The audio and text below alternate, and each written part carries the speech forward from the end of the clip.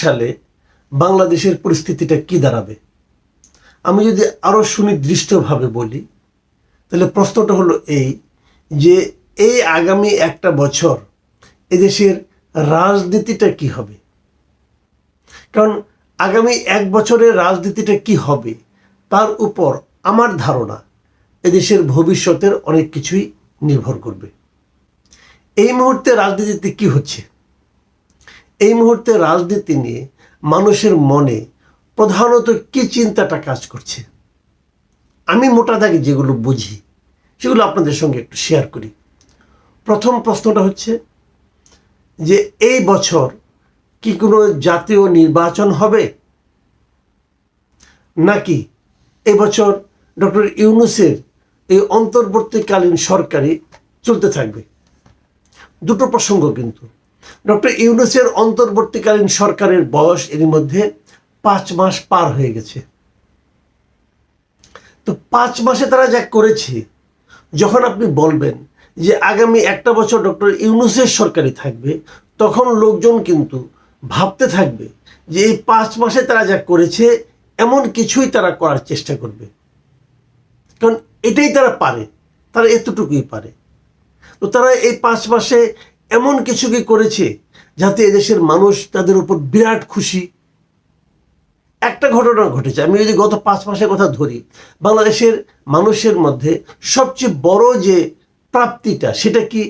সেটা হলো শেখ হাসিনার অনুপস্থিতি। আওয়ামী লীগের যে অবাধ লুটপাট চলছিল তার অনুপস্থিতি, এটা হলো মানুষের জন্য একটা বড় প্রাপ্তি। আবার পাশাপাশি আরেকটা পয়েন্টও কিন্তু আসে, তারা বলে, অনেকে আমি এরকম বলতে শুনেছি যে ওনারা বলেন যে হ্যাঁ ঠিক আছে, তারা অবাধ লুটপাট করেছে, কিন্তু লুটপাট করার পরও আমরা যা পেয়েছি সেটাই কি আমরা পাচ্ছি? তারা লুটপাট করেছে সর্বক্ষেত্রে, তারা বাজার থেকে লুটপাট করেছে, তারা আইন শৃঙ্খলা থেকে লুটপাট করেছে, তারা উন্নয়ন কর্মকাণ্ড থেকে লুটপাট করেছে, সব জায়গায় লুটপাট করেছে। কিন্তু একজন সাধারণ মানুষ, ওই সকল ক্ষেত্রে আমরা কি আগের চেয়ে অনেক ভালো আছি? উন্নয়ন কর্মকাণ্ডতে কিছু তো হচ্ছিল। আপনি যখন ঢাকার বাইরে যাবেন, বিভিন্ন হাইওয়েতে দেখবেন প্রতিটা বাজারে তারা একটা ফ্লাইওভারের মতো করে দিয়েছিল।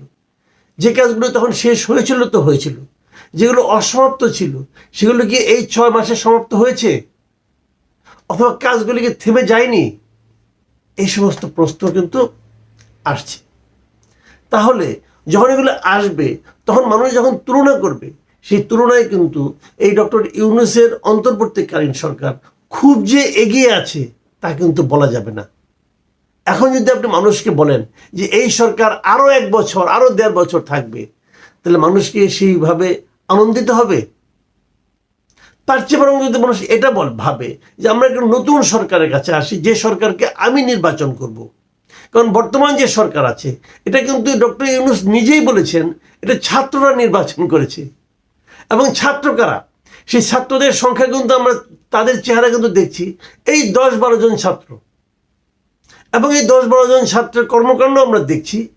সেটা দেখেও যে আমরা খুব একটা আনন্দিত হচ্ছি সেরকম মনে করা যাবে না। কিন্তু তাদের মধ্যে একটা একে হুমকি দেওয়া, এদের বাতিল করা, একে ইতিহাস থেকে সরিয়ে দেওয়া, এই সমস্ত আচরণই তাদের মধ্যে বরং আমরা বেশি দেখছি। তো সেক্ষেত্রে প্রশ্নটা দাঁড়াবে এটাই যে আমরা কি তাহলে 2025 সালে একটা নির্বাচিত সরকার পাবো? আমরা কি এমন কোনো সরকার পাবো যে সরকারটা জনগণের ভোটে নির্বাচিত হয়েছে? এটা বললে আবার কারো কারোর মধ্যে দেখে এক ধরনের চুলকানি তৈরি হয়। নির্বাচনের কথা শুনলেই চুলকানি আরম্ভ হয়ে যায়। তারা বলতে থাকে এত নির্বাচন করেন কেন? হ্যাঁ, আমি নির্বাচন করব না, না করে আমি কি পাচ্ছি, না করে আমি কি পাবো? বর্তমান যখন দুঃসহ হয়ে যায়, বর্তমান সময় নিয়ে যখন মানুষের মধ্যে অস্বস্তি তৈরি হয়, তখন মানুষ কিন্তু বিকল্প কোনো একটা সময়ের কথা ভাবে। সেই সময় কি আসবে সেটা হয়তো চিন্তা করে না, কিন্তু তারা বিকল্প চায়, পরিবর্তন চায়। যেমনটি গত অগাস্টে হয়েছিল। আমরা শেখ হাসিনার পরিবর্তন চেয়েছিলাম। কেন চেয়েছিলাম? কারণ ওনার সময়টা আমাদের জন্য অস্বস্তিকর ছিল, বিরক্তিকর ছিল, পেইনফুল ছিল। আমরা ওনার পতন চেয়েছিলাম। আমরা কি জানতাম যে পতনের পরে আমরা কি পাবো? আমরা কিন্তু এটা হিসাব করিনি। আমাদের হিসাবটা ছিল আগে তো এই আপদ বিদায় হোক, তারপর দেখব কি হয়, এর চেয়ে খারাপ আর কি হবে। এরকম ভেবেই কিন্তু মানুষ পরিবর্তনের জন্য বুকে রক্ত দিয়ে দেয়। সেরকম পরিবর্তন আমরা পেয়েছি, কিন্তু পরিবর্তনের পরে কি পেলাম, এই প্রসঙ্গটা কিন্তু এবছর আমি ধারণা করি যে বারবার মানুষের মধ্যে আলোচিত হবে। আমি অনেক মানুষকে দেখেছি, তারা কিন্তু আগের মতো সেই উচ্ছ্বাস আর প্রকাশ করছে না।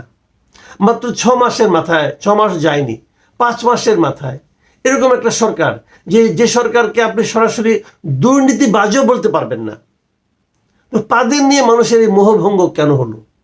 আপনি এমন একটা ক্ষেত্র দেখাতে পারবেন যে ক্ষেত্রে এই সরকারের সাফল্য মানুষ মানে মুখে মুখে উচ্চারণ করছে।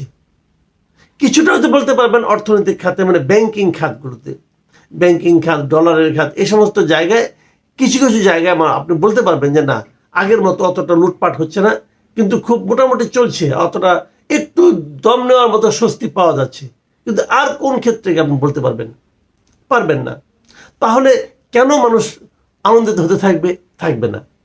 এখন নির্বাচন একটা হবে, আমি ধরে নিচ্ছি এটাই আমাদের সেই নির্বাচনের বছর। এবং আমি নিজেও মনে করি ডক্টর ইউনূস যে কথাগুলি বলেছিলেন যে আগে সংস্কার করবেন উনি, তারপর নির্বাচন করবেন, এবং সেই সংস্কারকে উনি বলেছিলেন যে ওনার প্রত্যাশিত মাত্রার সংস্কার উনি করতে চান। আমার মনে হয় যে প্রত্যাশিত মাত্রার সংস্কার করার পরও এই বছর নির্বাচন করা সম্ভব। যদি এই বছর নির্বাচন হয়, এবং আমার দৃঢ় বিশ্বাস এই বছরই হবে, হয়তো অক্টোবর নভেম্বরের দিকে নির্বাচন হবে। যদি নির্বাচন এবার হয়, তখন আবার আরেকটা প্রশ্ন আসবে, সেই নির্বাচনে কে কে অংশ নেবে?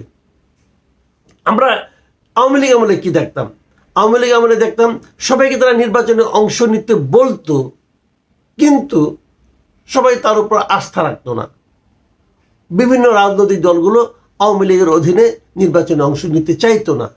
নিতে না চাওয়ার কারণ তারা আওয়ামী লীগের উপর আস্থা রাখতো না। তারা মনে করত যে আওয়ামী লীগ সরকারের অধীনে নির্বাচনে গেলে পর তারা মানে আওয়ামী লীগ সব নিয়ে নিবে, হয়তো ছিটে ফোটা 2-1টা দিবে, দিয়ে বলবে একটা নির্বাচন হয়েছে।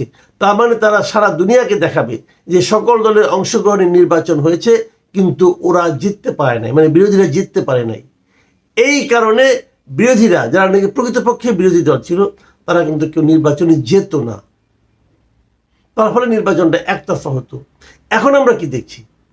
এখন আমরা দেখছি যে নানা কারণে, নানা অজুহাতে বলি, নানা কারণে বলি, নির্বাচন থেকে কিছু দলকে বাইরে রাখার একটা প্রবণতা দেখা যাচ্ছে। যে তুমি স্বৈরাচার, তুমি নির্বাচন করতে পারবে না, তুমি স্বৈরাচারের দোসর, তুমি নির্বাচন করতে পারবে না। খালি এখনো বলে নাই যে তুমি স্বৈরাচারের দর্শক, তুমিও নির্বাচন করতে পারবে না। আপনি নির্বাচন করতে দিবেন না কেন?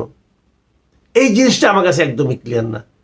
আপনি নির্বাচন করতে দিবেন না যদি আমি সহজ অর্থে ধরি, তার মানেটা কি দাঁড়াবে? যে আপনি নিজে ভালো করতে চান, অথবা আপনি নিজে মনে করেন যে অমুকে নির্বাচনে এলে আমার জন্য সমস্যা হবে, অতএব ওকে নানা কারণে নির্বাচন থেকে দূরে রাখার চেষ্টা করতে হবে। এই যে প্রবণতাটা, এই প্রবণতাটা কি গণতান্ত্রিক বলবেন আপনি? আপনার যেটা পছন্দ না, সেটা সবারই পছন্দ নাই হইতে হবে, এটা আপনি কেন ভাববেন? এবং এই ভাবনাটা আমি দেখছি যতই দিন যাচ্ছে তীব্র হয়ে দেখা দিচ্ছে।